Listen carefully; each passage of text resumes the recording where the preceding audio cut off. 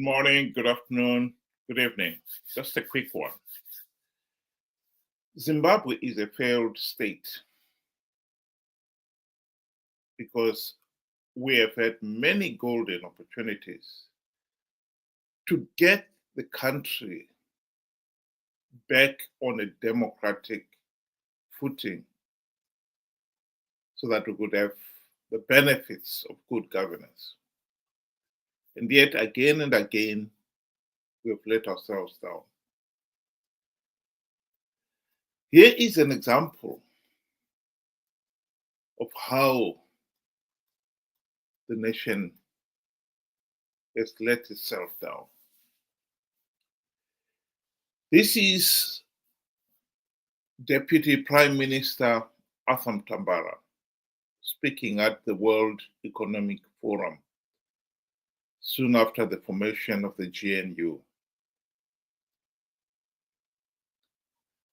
He was calling for the sanctions to be lifted.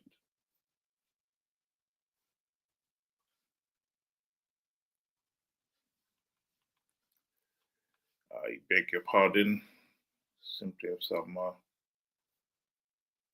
technical problems here. Just a minute.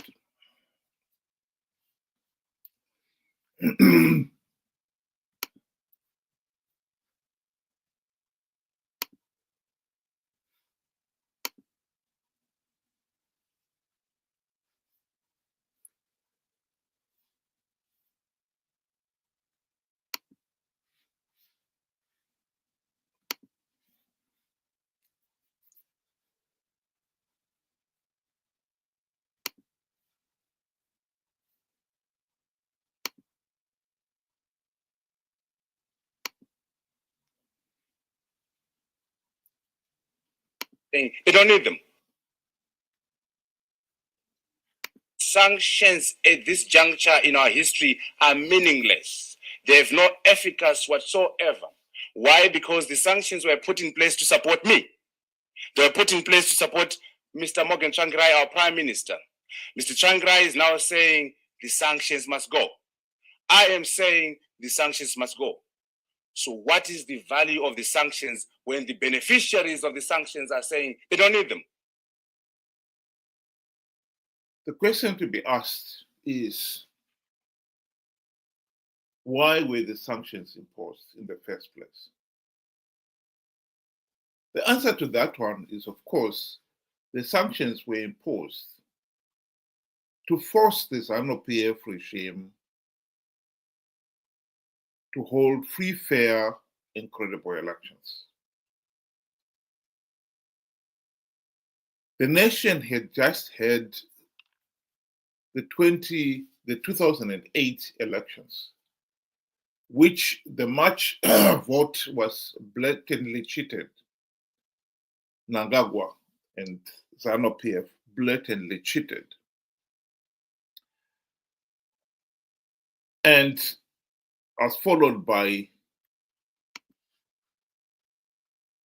the runoff, in which the country was to witness some of the worst politically motivated violence in the country's history, electoral history.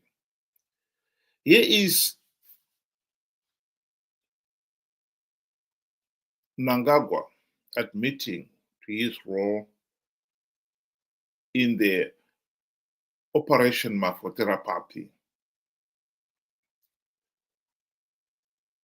that followed the blatant cheating of the March 2008 elections.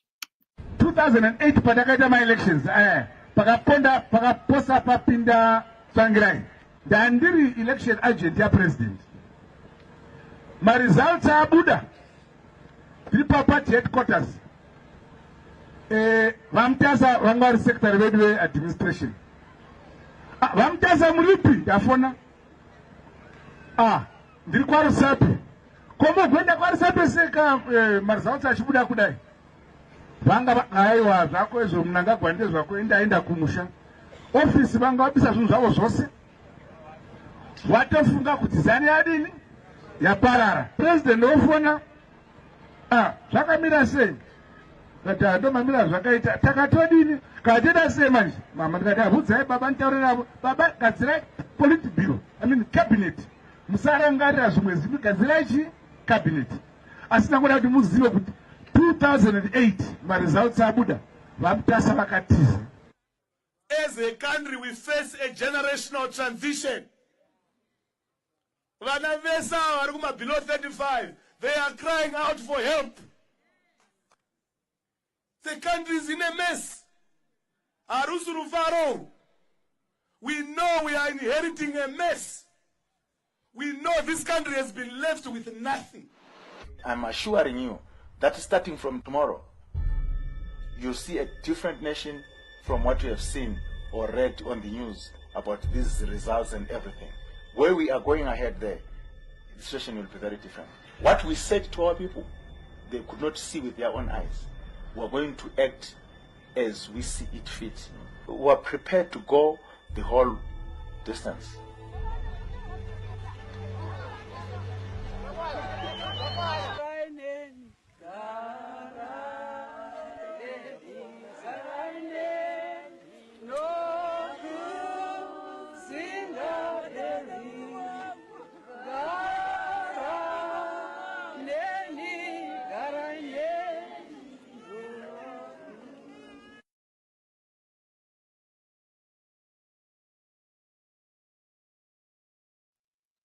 The number one task of the GNU was to implement the democratic reforms which would have stopped ZANU-PF rigging elections.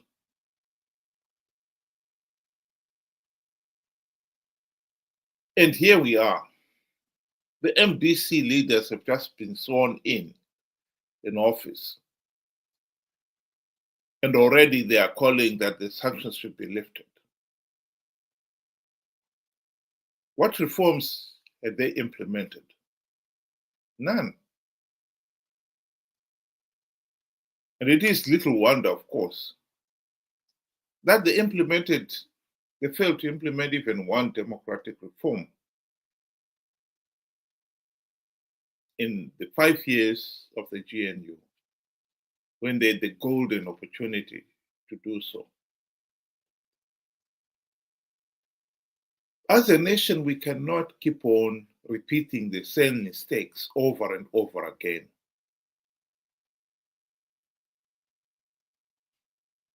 The sanctions were imposed to force ZANU-PF to accept democratic reforms. They were not imposed to help Mtambara, Changirai, and the rest of the MDC leaders to secure their seats on the gravy train. And so to call for sanctions to be lifted, just because they were now deputy prime minister, minister, etc., is ridiculous. What is more disappointing here is that even now, with the benefit of hindsight, many Zimbabweans out there still have no clue what the GNU was about, much less that the MDC leaders sold out big time.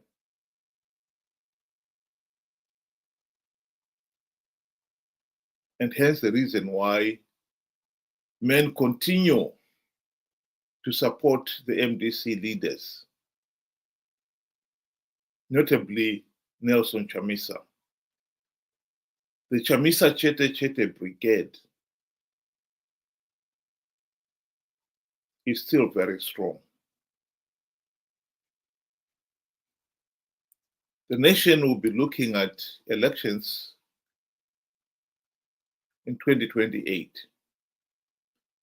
ZANU-PF would not implement even one token reform as long as they know the opposition will participate and keep them legitimacy.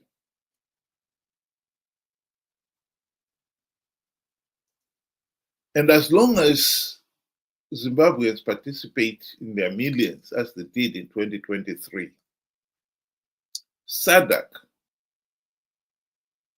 and the AU will never deny ZANU-PF political legitimacy, as they did in 2008.